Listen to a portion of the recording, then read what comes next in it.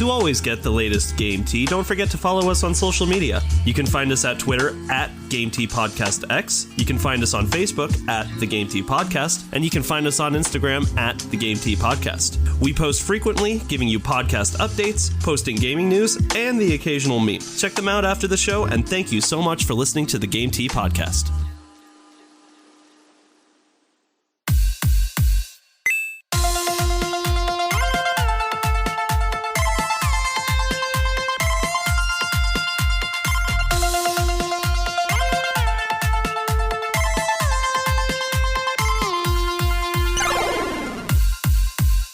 Hello, everybody, and welcome to another episode of the Game Tea Podcast. My name is JP. I'm Zach. And I'm Czar. Well, a lot of chaos has taken place over the last few days. Zach, where's your PC, buddy? It's not here, man. They lost it. Best Buy lost it. How do you lose a gaming PC? There's not even a tracking number, man. I'm scared, man. They took my money and they ran. You know what the best part about this is for me is that I can say, have you guys heard about my great PC? Kicking the man while he's down, JP. I think you're behind the delay of him getting his computer just so you can boast about your PC for just a little bit longer. I think that's true. I think I snuck into the facility and I just... What do you mean you think? I mean that I can't give any incriminating things away, so I have to be totally neutral in my language. Neutral! All right, so we talked about it last week, what we're doing today. Zach and I gave a little bit of a tidbit. We are having another episode of The Great Debate, and the topic of this week is going to be which generation of Pokemon was the best. So just like any great debate that we've done this far, we're going to do 3 rounds, each with a different category. The first round, we're going to be talking about the Pokemon designs of that generation. The second round, we're going to be talking about the game itself. What was the story like? Things like that. And the last round is we're going to talk about the impact that specific generation had on future Pokemon games. And then, as always, after the 3 rounds are done, we're going to have a 5-minute no bars match against each other. What do you think, guys? I'm ready to party. You're going down. I'm really not, though. All right, JP, he's so cocky, he has decided to go first. JP, go for it, bud. The floor is yours. All right, so you really want me to set the precedent for how this is supposed to go, huh? I mean, I want you to have the bar nice and low for me so I can jump over it. Oh, all right. Okay, so for the first round, we are going to be talking about the designs of the Pokemon from that generation. I am defending Generation 4. Are you guys ready? Yep. Round 1. All right, now what makes Generation 4 so great with the Pokemon designs? Lots of things. First of all, I don't remember the last time I saw a full roster of new Pokemon and was wowed by almost all of them. Almost everything in comparison afterwards was a huge disappointment, especially with Generation 5 with Black and White. Let's talk about the starters. You've got Torterra, you've got Infernape, you've got Empoleon. These are what starter Pokemon are supposed to look like. The designs are amazing. The pre-evolutions with Chimchar, Piplup, and Turtwig look amazing. This is what it means to have great starter Pokemon, and especially with really good stats as well. Empoleon, Steel Water, come on, that's amazing. Infernape with the Fighting Fire, again, outstanding. But it does not just stop with the starters from this generation. You've got a huge lineup of great Pokemon. You've got Floatzel, you've got Krogunk, you've got Snowden, you've got Gibble, and I don't know if you guys know about a little Pokemon called Garchomp. Yes, that amazing Pokemon was introduced in this generation. Lucario, introduced in Gen 4. Gliscor, 2 new evolutions with Leafeon and Glaceon. And let's not forget, of course, Gallade, the fighting type Pokemon that comes from the Ralts line of evolution. A great addition to that evolution. It does not stop there, though. Generation 4 also introduced several evolutions for Pokemon that came before it to only make the line better. Think Magnezone. What about Rhyperior, Electivire, Licky, Dusknoir, Probopass? This was a great generation for evolutions all around. And it does not stop there. Let's talk about the legendary Pokemon. Have you ever seen a more good-looking lineup of legendary Pokemon in a Pokemon game before? Darkrai, Arceus, Palkia, Dialga, Heatran, Regigigas. It goes on and on and on. This is a great lineup for legendary Pokemon alike. Just with the starters, it all looks great. And you can point out even more legendary Pokemon in this lineup too. You've got Luxray, you've got Roserade, you've got Drifblim. You have such a diverse, amazing lineup of Pokemon. And let's talk about the designs themselves. The designs of these Pokemon are so creative. They're so unique. They bring so much more to the table that is so creative and fun without being too gimmicky or too show-offy like generations after it. This is really what it meant to make a great Pokemon game with great Pokemon. It brought everything to the table. Nostalgia with enough newness to keep people interested. This is what it means to make a great Pokemon game. And that is it for me for the first round. I think I made my point.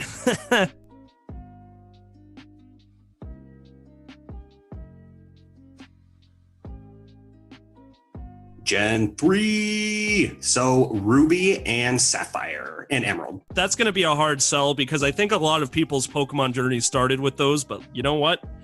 I think I made a good case. I can't wait to hear what you have to say, even though I think you're wrong. I'll start the timer as soon as you start talking. All right. JP boasts that Gen 4 was clever, but I think Gen 3 was the end of Pokemon's creativity for quite a while. I mean, we got 130 unique generation-specific Pokemon. 2 only has 100, and 4 has about 110, give or take. That's a lot more Pokemon. That's a lot of creativity. And all we saw from Gen 4 was some evolutions, and Gen 2, some babies. But here are starters. We have Sceptile, Blaziken, Swampert. And this is the first time in Pokemon that these starters were dual type. So they couldn't just be pushed over by the same types over and over again. Not to mention, Blaziken is wicked because of the speed, and in later games can get a power called Speed Boost that increases his speed every turn. Furthermore, most people don't like hunting the bug Pokemon at the beginning of the game. Well, the Wurmple has 4 evolution entries in the Pokédex to discover, just with 1 species. It was the first in the franchise to do so. Not only that, but we have the strongest normal type, Slacking, Nincada and its secret evolution, Shedinja, and it's the introduction to contradicting Pokemon types like Medicham, which is fighting and psychic. Also, Carvanha and Sharpedo, total badass Pokemon. Those things are terrifying. We have the new Magikarp with Feebas, just incredible. And that Melodic is such a contender to be fought with. Not only that, we have 6, count them, 6 species of dragon types, including Ultra, Flygon, the entire Bagon evolution with Salamence. Oh, and Beldum, the Psychic Steel, is still one of my permanent party members. Incredibly powerful Pokemon, an incredibly vast list of Pokemon. I mean, it just goes on with such notable ones as Ludicolo, which is a crazy dancing Pokemon that can't be forgotten. Obviously, the powerful psychic type from the Ralts chain of evolution, like JP mentioned, and Gen 4 kind of hitched a ride on. Gardevoir, still a permanent party member for me as well. Not only that, but we have powerful normal types such as Exploud. It was the first time we saw Sableye, and that thing's pretty terrifying. And your time is up. So many Pokemon. I could have just kept going. I was just naming Pokemon until the time ran out. That's pretty much the game plan. It's just start naming stuff until I'm out of time. That was not bad, Zara. That was not bad. The biggest complaint I've heard from people who listen to the podcast is that we compliment each other too much in the middle of these debates. Only between rounds. Because, yeah, I know, but it's like, I'm like, wow, you made some good points, man. And everybody's like, no, kill each other. Speaking of killing each other, Zach, I think it is your turn.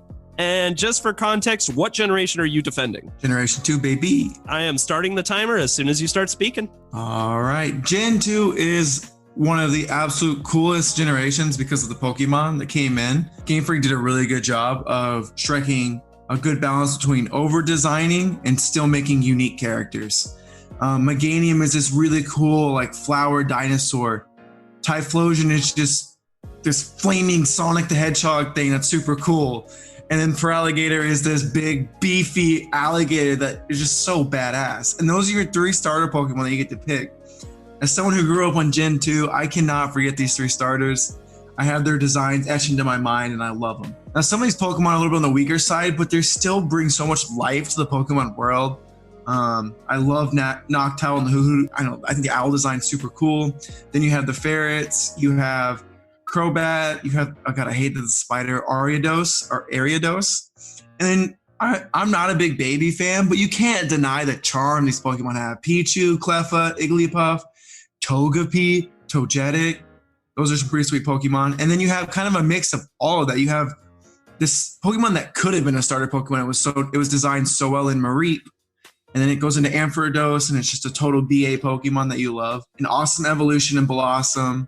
And then more evolutions with Politoed, and then Slowking. And so a lot of cool stuff. And then the introduction of the Steel type. There is a lot of Pokemon fans that would say Steel type is some of the coolest Pokemon it is, because it's like Rock times 100. Who doesn't love Pokemon like Steelix, like Fortress, and Skarmory? You got the 3 tankiest boys that you know are going to be able to support your team in any way, shape, or form. And then you have a literal Hellhound and Houndoom and Houndour. Those are some pretty sweet Pokemon with some of the most unique designs. Oh my God, I forgot Scizor. Like, Scizor's a badass. Like, oh. Then you have Kingdra. And then my all-time favorite line, you have Tyranitar. Guys, I have Godzilla in my generation, all right? You can't F with Godzilla, all right? He's going to do anything, and he's going to dominate. His literal Pokédex entry is moves mountains. And then you have some really cool legendary Pokemon in Ho-Oh and Lugia. Ho-Oh was the first legendary Pokemon you see in the anime, and Lugia had like the 2nd or 3rd movie after itself. So 2 very iconic Pokemon. And then legendary Doggos. Come on, legendary Doggos. And then the ultimate rage-inducing Milk Tank. If you ever went and tried to get that 3rd gym badge, you were going to have a bad time because of Milk Tank. And so I think with the introduction of Steel types, the introduction of Dark types with like Houndoom and Steelix, and then you have Tyranitar, I think the case for generation... All right, you are out of time. Not bad, boys. Not bad at all. Screw you, JP. You sucked. All right. That was the end of round 1, and now we're about to go into round 2. The topic for round 2 is talking about the game itself. What made the game so great compared to the other generation's games? And as always, I'm going to kick this off the best way I know how. Round 2. So Diamond, Pearl, and Platinum. What made the game so great? What makes it so incredible that I think that Gen 4 is the best generation of Pokemon ever? Let's start by talking about the interface. This was the first ever set of Pokemon games that came to the Nintendo DS, the very original Nintendo DS. And because of that, we saw some game-changing interface that we could see throughout so many more Pokemon games. For example, the bottom screen gave you so much more playability and interface capability and like Pokemon interaction capability. It was amazing. Team Galactic, the bad guys in the game, were amazing. If you ask me, that was some of the best enemy team in any Pokemon game. Why? Because they had a goal that actually made sense for starters. They wanted to rebuild the world in their idea, and that's why they needed Dialga and Palkia, the Pokemon of time and the Pokemon of space. But what also made them great is they didn't take away from the story too much. Team Galactic was there, and they were definitely in the story, but you got the perfect amount of Team Galactic to make it feel like you never got off your true path, which was to become the greatest Pokemon master in the Sinnoh region. Gen 4 introduced Pokemon contests. The Pokemon contests were great. Wasn't for everybody, I'll admit that, but if you were looking for some replayability and some new things out of your Pokemon games, the Pokemon contests were so fun, and it was a great way to kill some time and spend some more time with your Pokepals. There was some amazing replayability with Pokemon Diamond and Pearl, where you could go underground with your friends and you could find gems, you could find stones, you could find things to sell. It was so much fun, and it's just baffling to me how how it was never brought back in another Pokemon game because it added so much replayability. But at the same time, it makes Diamond and Pearl special because they're the only ones that had that. Diamond and Pearl was the first one to offer wireless online play with your friends, no matter where you were, as long as you had a Wi-Fi connection, and that was outstanding. Let's talk about the towns in Diamond, Pearl, and Platinum. Have you ever seen such diversity in the Pokemon towns? It was the first game that introduced a snowy town. There was like a harbor town. There was your normal like big city town. It was amazing. And let's talk about the poffin making, the ability to bake your own poffins. That's one of the only times I ever remember cooking in a Pokemon game, like cooking food for your Pokemon, actually being fun. And that goes back to the interface I was talking about with the Nintendo DS, because you could actually stir the pot and you picked berries, and it was such a good time. It was outstanding.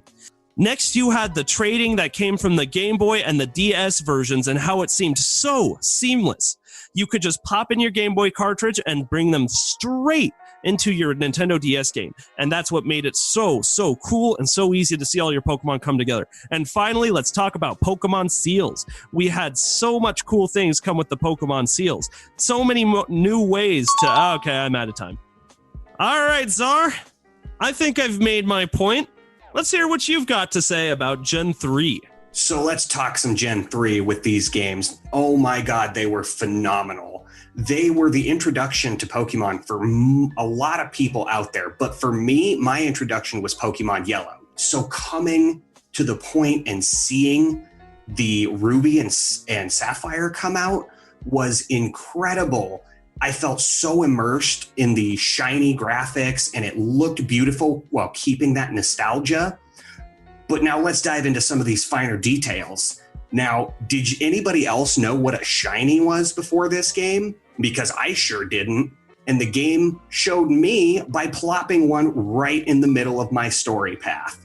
That's not the only handout. It plops a shiny down in front of you and just hints at you that there is so many secrets out in the world. Now go find them. Here's your only freebie. And this was like the last time that Pokemon actually rewarded the player for exploring for a long time with some really cool tidbits and a few Easter eggs. Now, next, let's talk about the teams here. And we got the introduction to somebody other than Team Rocket screwing up both regions prior to this. And that is Team Magma and Team Aqua, which is crazy because this diversified the Pokemon gameplay, because depending on which game you bought, you could fight both teams. And then both teams were completely different. One, obviously Magma, Fire, Aqua, Water, and they each tried to control a different Pokemon. And now Team Magma, they look dumb, but they're super smart and super nerdy, and honestly came closest to achieving their goal, at least mostly so, in spite of all of the other teams that came close. They came the closest. Now, Team Aqua, these guys are phenomenal. They look like pirates, for God's sake. I mean, pirates. They're the first team that may not actually be evil. In fact, they are Pokemon rights activists with a goal to flood the entire world to kill all the humans so that Pokemon could thrive without human cruelty. So we have Pokemon PETA, people. And that's such a cool concept that's just lasting. So, I mean, finally, it was beautiful. The new attention to detail, the brighter colors, the less pixelated Pokemon. I mean, coming out of the 90s and just feeling like you're looking into the Pokemon world through a little pixelated window does not do it justice. I, for the first time in my life, felt immersed and like I was part of the Pokemon world and not just observing it. And that's what sets this game apart from any other Pokemon game out there, is it was the first modern Pokemon that had so much diversity, so much charm, so many hidden things. All right, you're out of time. Whew. Yeah, I know you get winded after that. You're just like, oh my God, what did I talk for 30 minutes?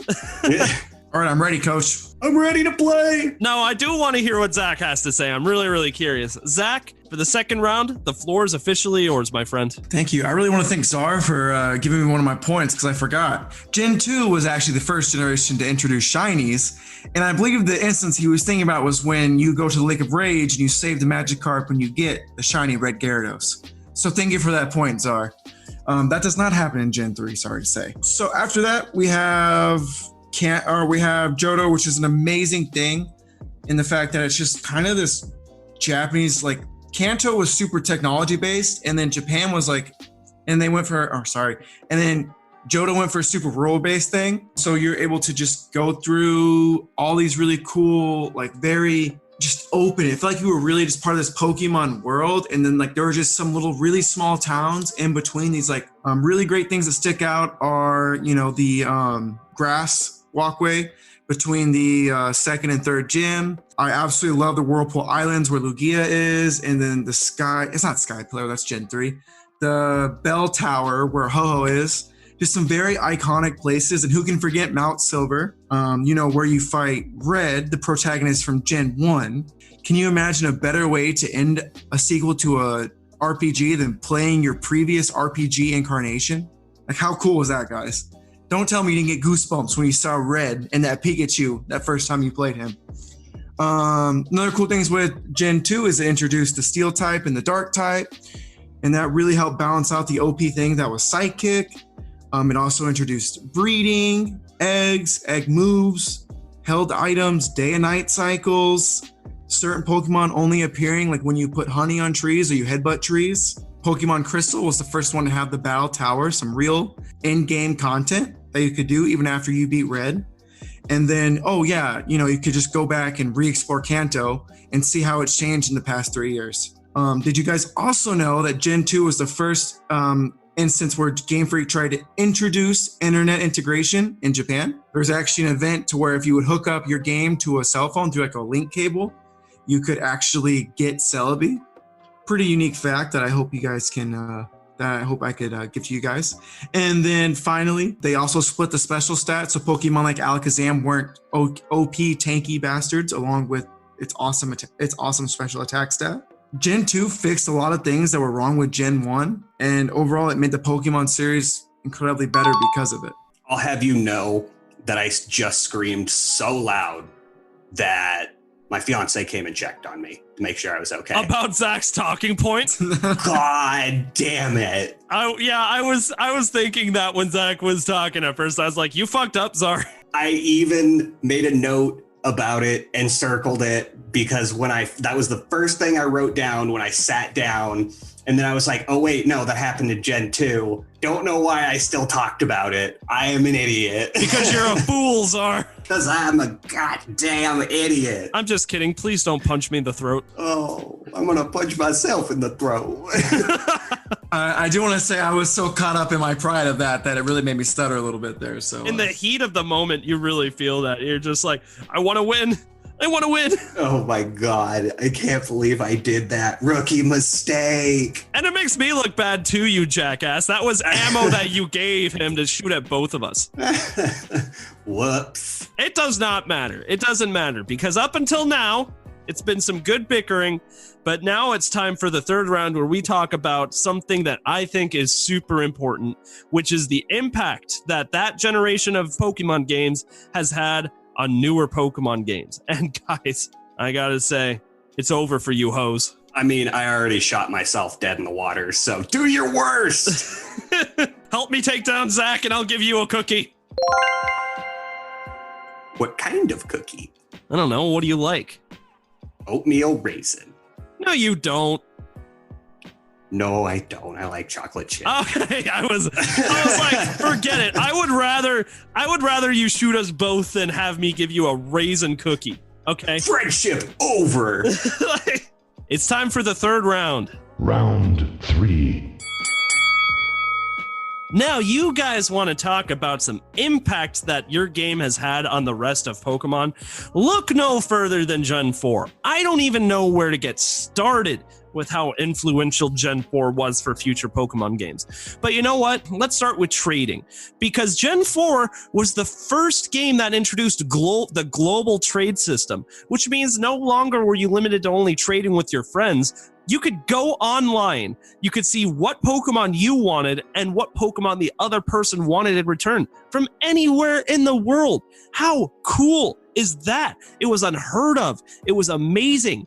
And it's still around today, and it started with Gen 4. We love trading. That's half of the fun of Pokemon. But it does not stop there. Total wireless battling and talking systems. Now, I'll admit, the Sinnoh region, the 4th generation of Pokemon, was not the first game to introduce complete wireless battling, but it was the generation that perfected wireless battling. No longer did you need a dongle for your gaming system. This was a feature that was built into the game to be able to wireless battle with your friends, to be able to wireless battle with strangers. Not only that, it actually had a talking system integrated into the game. So not only could you battle someone that was not within your, distance, you could talk to them as well. That was unheard of. It was amazing. The next thing I want to talk about is how influential this game was for competitive Pokemon.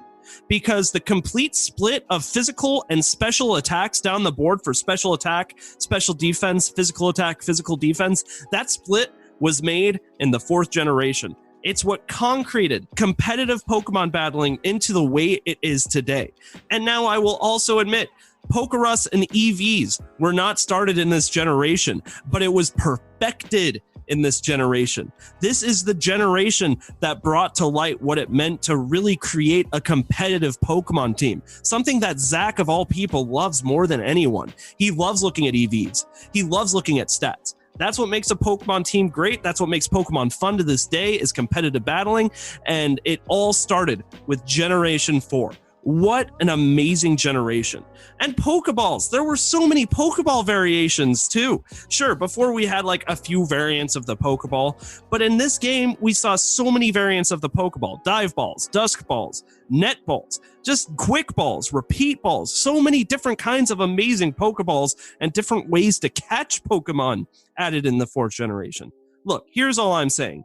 If you want to see the impact that, any Pokemon game has had today, whether it be Pokemon Go or Sword and Shield or any Pokemon game, you look at Gen 4. And that is all I'm going to say about that. Mostly because I'm out of time. I don't need it. I need it. Water. I need water. Get your game tea here. All right, I know I've said this literally after every round, but I think I made my point. As always, I'm very excited to see what Czar has to say for Generation 3. What do you say, buddy? I'll start the timer as soon as you start talking. All right, let's go. You want to talk about impact? How about running over a puddle and seeing your reflection for the first time in a Pokemon game? This was incredibly immersive between the changing weather of that your character ran around in and seeing all of the different battle backgrounds as the weather unfolded around you. The Pokemon are what is the most memorable because so many Pokemon from this generation either got evolutions later down the line, got mega evolutions, or they're still in your party in future games today. That speaks wonders for the Pokemon here. I mean, such bright faces as Kecleon, even as weird ones as Baltoy, they all stuck with players forever. And it also showed the rest of the Pokemon world that there were other evil organizations out there, essentially giving Pokemon stories for absolutely many years to come. That kind of impact is just crazy. And like I said before, this is the last time I feel like Pokemon had been creative for a long time, just with the sheer amount of different generation-specific Pokemon, as well as secret evolutions that kept young players continuously searching for a different variant of their favorite Pokemon. It had everything there was to love about modern Pokemon while keeping that nostalgia and remembering its roots. This game set Pokemon on a path to success, to where they could modernize and expand their franchise, expand their fans, but still keep to their roots and keep doing what many people have loved since the creation of this wonderful, cherished franchise. all of this just sticks with players today. I know that many of you out there started with this game, and well, first off, I'm sorry you couldn't start with Gen 1, but this game will always stick with me. Just the difference between cartridges, the difference in play styles, and all of the different Pokemon that you tried to figure out. It became strategy trying to beat Ultra. I mean, how do you kill something that does not look like a dragon, but is a dragon? Furthermore, we have such awesome things with the secret evolutions like Clamperl. There's so many cool things to love about this generation. I mean, it's just a pure love disc. And that is all I can say for this. Well, that's good because that was exactly 3 minutes. Nice work. It's that intrinsic clock of mine. I'm ready. Zach, the timer begins as soon as you start talking. Sweet. Okay. Godzilla, Godzilla, Godzilla, Godzilla, Godzilla, Godzilla. Okay, hold up. I'm pausing. That cannot be the way you decide to start off the last part of this. I have Tyranitar in my Pokemon game, so that is how I can start this one. I'll allow it. He made reference to it earlier. Yep, carry on. So yeah, Moose Mountains, pretty cool. Psychic was a problem from Generation 1. Everyone knew how OP Psychic was. You pretty much always had to have a Psychic person on your team. They balanced it out without neutering Psychic. You were still scared of Mewtwo. You were still scared of Alakazam. But now you have this cool new Pokemon that are from the Steel and Dark type, that special split. So they balanced out the generation without neutering one of the awesome types that is Psychic. They also fixed the fact that speed stat in Generation 1 would cause your increase to crit, so Pokemon like Persian aren't OP as crap anymore. Introduced egg breeding, I talked about all this. Introduced held items for the first time. Things that people take for granted nowadays, like this is when it all started. The day and night cycle and having Pokemon uniquely spawn like on Fridays with like Lapras. Never knew that until I looked up or talked to a friend. How many unique things did you learn from friends just from playing Pokemon together?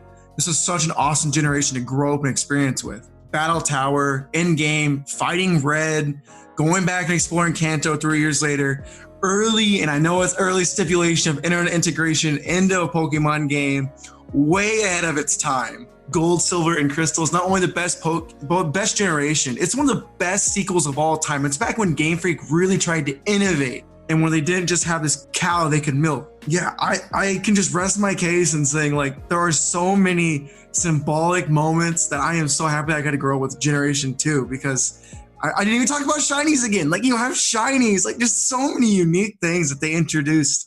And I mean, sure, this generation wasn't perfect, but it's the closest thing to a perfect sequel that any game would want. Fixing issues and then just expanding the world and creating this beautiful, awesome ecosystem that's Pokemon is now. There are so many generations that are still reaping the benefits of Generation 2. Pokemon Sun and Moon, literally day and night. Come on, guys. Ha! So yeah, I win this argument. I won it from the start, and I rest my case. Thank you. GG. Can I do that? That's the most Zach way I've ever heard. Oh, and 23 million sales. I got most sales. No, you're done. You're done. You called in the rest of your time. GG. You're good. GG. Once again, GG, everybody. You can't announce your victory during the debate. I can. See, I just did is the thing. See, and you literally helped me do this, so thank you. I almost forgot about shinies. Do you know how many people love shinies? It's a bold move, Cotton. Let's see if it pays off. I literally got my hands behind my back with my knees up, or my legs up. That sounded sexual. I'm glad that I wasn't the only one who was like, that sounded weird. I don't know what you guys think about me. That's kind of weird, but all right, let's just keep going. I need an adult. I am an adult. We're through the 3 rounds. And now, of course, that only means there's one thing left to do in this chaos. And that is to have a 5-minute, no bars, no rules, cage fight. And I don't know what else to say, except good luck, friends. I don't know what you've heard about a man who sabotages himself and has nothing to lose, but... You call him Czar? I'm taking you both down. Oh, this is some Game of Thrones shit. Final round. So I have a couple things to say about my game that I did not even mention before. First of all, let's talk about champions here. I forgot to mention how great Cynthia was as a champion. That is one of the best champions that you've ever seen in a Pokemon game, and you both know it. Her team was diverse. She was challenging. She was fun. I'll give her points for being cute and being the first girl. That's awesome. But I mean, Lance is pretty cool too. Lance is okay. I mean, like, honest to God, predictable. Exactly. If you have an ice type Pokemon on your team, there goes half of his goddamn team right there. What about Charizard, bro? Doesn't matter though, because you become the champion anyway. They're all just scrubs at the end. All right. Real talk here. Zach, you got 100 Pokemon, and JP, you got fucking Bidoof. Enough said. 130. Different species. Do you mean the best HM slave that's ever existed? Your Bidoof. Thank you, JP. Thank you so much for that. Because can we talk about how many fucking HMs are in Generation 3 and 4? I had to look some up. Defog was a required thing because of stupid Mount Coronet. Do you know how much I hate Defog? It does nothing. It's so useless. For God's sakes, all of our games had stupid HMs. It doesn't matter anymore after a certain point. At least mine only wasted one Pokemon. You had to use half your team for HMs. Oh, for God's sakes. We all know that there are useful HMs anyway. Fly and Surf are actually good moves. I mean, as long as you had one HMs guy on your team, you would have been fine. All Zach, of our games had where's your HMs. Pokemon, bro? Where's your Pokemon, bro? Where are your Pokemon, as a matter of fact? Do you know what Gen 2 was? They were piggybacking off the success of Gen 1, and they're like, oh, fuck, how do we make Pokemon? Gen 2 Pokemon are literally Pokemon that didn't make the cut for the first game. And all they did was tack on some starters and they called it good. Boom, new generation. How lazy is that? 100%.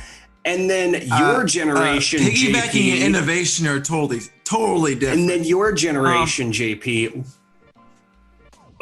your generation saw the loss of creativity with such things as Combee. Really? Combee? You're going to take one bad design and say that constitutes everything else about my generation. Can we talk about how gross Magmortar is? Can we just talk about it? Magmortar grosses the shit out of me, okay? His hands turn into holes, JP. I love Magmar. They ruined Magmar for me. And Rhyperior. Magmar was a butt-faced duck. But Magmar How do you go from Rhydon to Rhyperior, I named JP? my Magmar Butt Quack in Pokemon Go. Point taken right there. You want to look. It's not creative to tack on evolutions. It's not tacking on evolutions. It's perfecting something. Okay? Tangela needed an evolution. Tangrowth. Yes. Really? Yes. Yes. Electabuzz needed a final evolution. Magmar needed a final evolution. Rhydon needed a final evolution. These Pokemon have great stats, and it made them a part of competitive how come gameplay. It's okay when your game does it, but when my game does it, it's piggybacking off it. Because all your games were recycled ideas from the first generation. My Pokemon were taking something that was already good and making it better. And you want to keep talking about some of my Pokemon's designs? Recycled ideas and making it We got babies on my left and evolutions on my right. The day and night cycle. Oh, sometimes it looks darker on. They skipped that in Gen 3.